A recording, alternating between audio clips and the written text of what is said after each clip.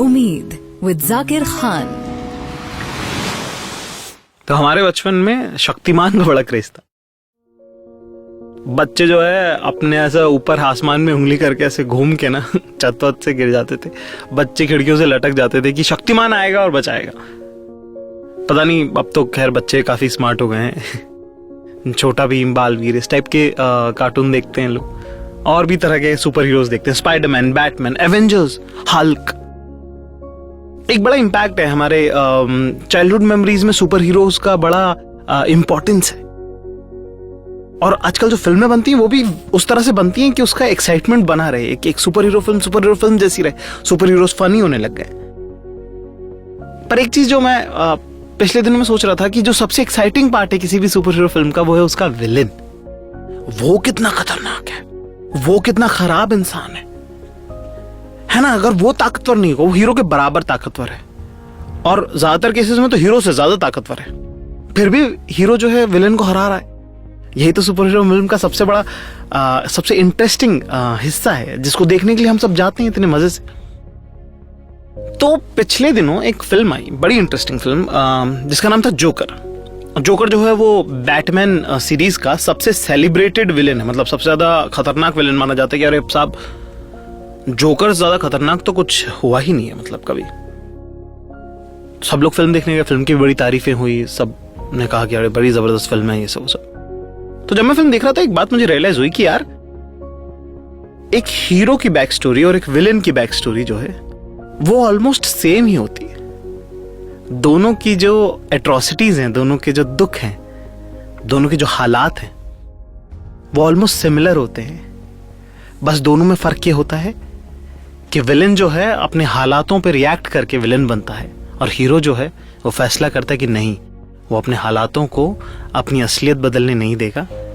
और यही फर्क होता है एक हीरो और एक विलेन में।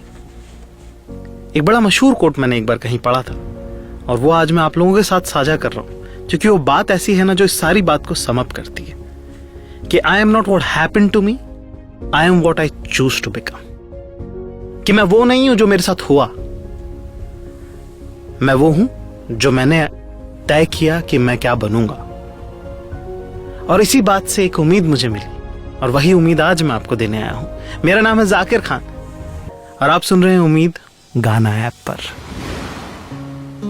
उम्मीद विद जाकिर खान। तो आज मैं आपको एक इंडियन सुपर हीरो की कहानी सुनाता हूं। इनसे मेरी मुलाकात कैसे हुई, या इनसे मेरा राब्ता कैसे हुआ, या यूं कहें कि इनसे मेरा इंट्रोडक्शन कैसे हुआ। तो जब नौकरी लगी 2011 में, तो जूनियर राइटर थे, सबसे छोटी पोस्ट। तो एक प्रोजेक्ट हो रहा था वहां पे बड़ा सा। तो साहब एक बड़े महानुभाव हमारे देश के रहे, उनकी जीवनी पे एक रेडियो का प्रोग्राम बनाया जाए। तो 4 राइटर उसमें तय हुए, और क्योंकि सबसे जूनियर आप हो तो रिसर्च का काम जो है वो आपको मिलेगा। तो उस रिसर्च के लिए कुछ 12-13 किताबें मुझे मिल गई जिंदगी में। मैं वो इंसान हूं जिसने अपने कोर्स की भी ढंग से पढ़ी नहीं कभी। अब काम था, नौकरी थी, तो करना पड़ेगा ही। तो मैंने पढ़ना शुरू किया। वो किताबें थी हमारे father of the nation, Mahatma Gandhi के बारे में।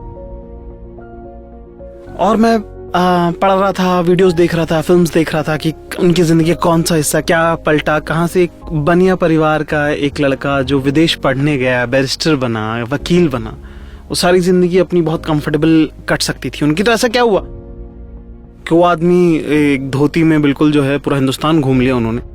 और वो डिसीजन कहाँ आया, और वो डिसीजन कैसे आया, उसका जवाब मुझे मिला। एक इंसिडेंट उनके साथ हुआ जब वो साउथ अफ्रीका में एक ट्रेन का फर्स्ट क्लास का टिकट लेके बैठे थे, और बावजूद इसके कि वो टिकट उनके पास था, कुछ अंग्रेज ऑफिसर आए और उन्होंने उनको ट्रेन से धक्का देके ट्रेन से फेंक दिया। बड़ा ह्यूमिलेटिंग मोमेंट है ना। और वो अगर आप माय एक्सपेरिमेंट विथ ट्रुथ भी अगर आप पढ़ेंगे वो किताब, तो उसमें जो है बड़ा सरसरी नजर से महात्मा गांधी ने उस किताब को लिखा है। पर ये वो मौका है जिसमें वो रुक गए, जहां उन्होंने 2 पेज बकायदा डिस्क्राइब किया कि उनको कैसा महसूस हो रहा था वहां पे उस वक्त, उस मोमेंट पे। और जब वो डिस्क्रिप्शन में पढ़ा था तो मुझे ये बात रियलाइज हुई कि यार अगर मेरे साथ ये होता ना तो मैं बुरा मान जाता यार। उस दिन उसके बाद फिर मैं अंग्रेज ढूंढ के कूटता शायद। पर ये शायद विलेन टेंडेंसी, ये हीरो टेंडेंसी नहीं है। उन्होंने उस एक इंसिडेंट को कॉज में कन्वर्ट किया। और आज आप देखो कि वो आदमी जिसे अंग्रेजों ने महज ना कुछ समझ कर ट्रेन से धक्का दिया था, उसे एक धक्के से अंग्रेजी हुकूमत की पूरी नींव हिल गई। एक आदमी के धक्के ने, उसके मोटिवेशन ने, उसके डिसीजन ने इतना कुछ पलट दिया, इतना कुछ बर्बाद कर दिया उस पूरी सल्तनत के लिए। और ये जब आपके साथ सबसे गलत जब होता है ना, वो मोमेंट होता है डिसाइड करने का कि आप क्या आदमी बनोगे। आप ये आदमी बनोगे या इसके ऑपोजिट आप जाओगे। आप अग्रेसिव रूट लोगे या आप जिंदगी में बड़प्पन अपनाओगे। छोटा सा किस्सा मेरा ये है कि मैं जब दिल्ली में रहता था, उस वक्त नौकरी जब चल रही थी और थोड़ा सा इश्क में भी थोड़ा ऊपर नीचे जब हुआ, तो बड़ा बुरा लगा कि यार क्या सारी दुनिया मेरे खिलाफ है। और बड़ा लोग होते हैं ना कि आपको कहते हैं कि गम का साथी रम उस तरह के सजेशंस आपको मिलते हैं। तो मैंने कहा नहीं यार, ये मैं this is not me. I remember this one of this incident where I was standing in the shower and I was crying. और मैं जब बाहर निकला 2 घंटे नहाने के बाद वो ना self pity is the best luxury human being can have. तो 2 घंटे नहाने के बाद जब मैंने अपने आप को शीशे में देखा और उस अंदर से आवाज आई कि नहीं यार, आई am not this person, I'll work hard and I'll get out of this. I'm not going to stay this. मैं अपने हालातों को मेरा प्रेजेंट, मेरा फ्यूचर डिक्टेट नहीं करने दूंगा। मैं अपनी हालातों को मेरी किस्मत लिखने का मौका नहीं दूंगा। मैं बहुत मेहनत करूंगा, मैं बहुत काम करूंगा। और आज जिन लोगों को मैं छोटा लगता हूं, उन लोगों के लिए मैं आउट ऑफ रीच हो जाऊंगा। ये है मेरा बदला। ये है वो सारे लोग, वो ऑफिस के लोग, वो दूर के रिश्तेदार, वो जान पहचान के लोग जो आपको नीचा दिखाते हैं, वो लोग जो आपको छोड़ के चले गए, उनसे सबसे बड़ा बदला ये नहीं कि आपने उनको कुछ जवाब दे दिया या आपका मौका पड़ा तो आपने उनका नुकसान कर दिया। उनके लिए सबसे बड़ा बदला ये है कि आप आउट ऑफ रीच हो जाओ उनके। और जब मौका पड़े तो हालात होते हैं, सबके अपने अपने हालात होते हैं, सबके अपनी वजहात होती हैं। जब वो मिले आपसे तो इतने आराम से आप अच्छे से बात करिए कि उनको पता चले कि वो विलेन है और आप हीरो।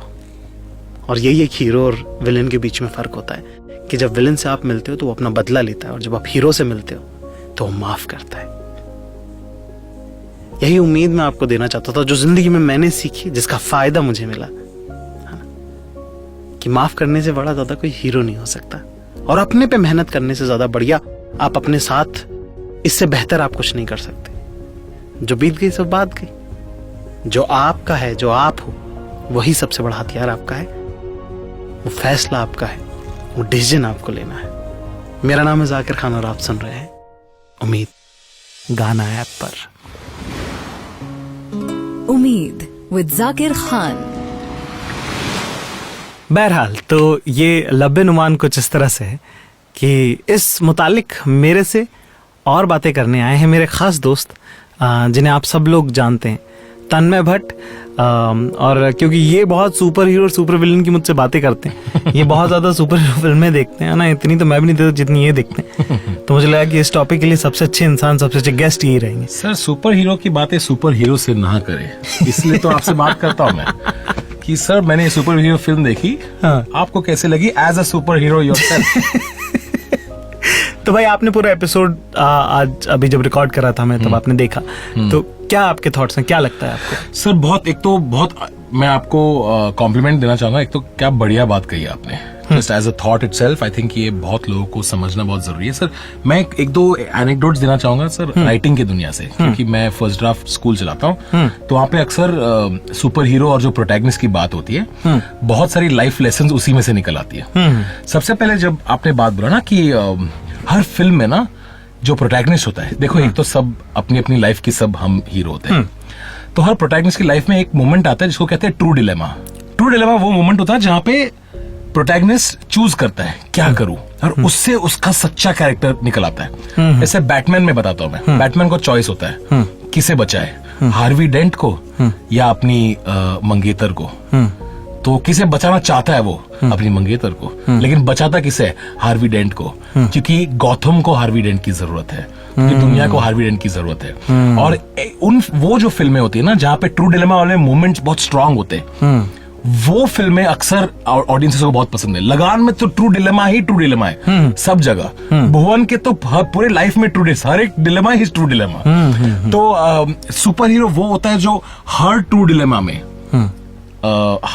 में सही चॉइस करता है जिससे दुनिया का फायदा हो। तो ये बात आपने बिल्कुल सही कही है। और ये फैसले तो हर बार हमारी जिंदगी में ये सवाल जो है जिनमें हमें फैसला लेना है, हर बार हर जिंदगी के मोड़ पे सामने आके खड़ा हो जाता है। हर दिन जब भी आप कुछ बड़ा छोटा कर रहे हो, कोई आपको इल ट्रीट करता है, मिसट्रीट करता है, बिल्कुल वहां पे आपको चूज करना पड़ता है कि मैं कौन हूँ जी, मैं हीरो हूँ या विलेन हूँ। बिल्कुल सही।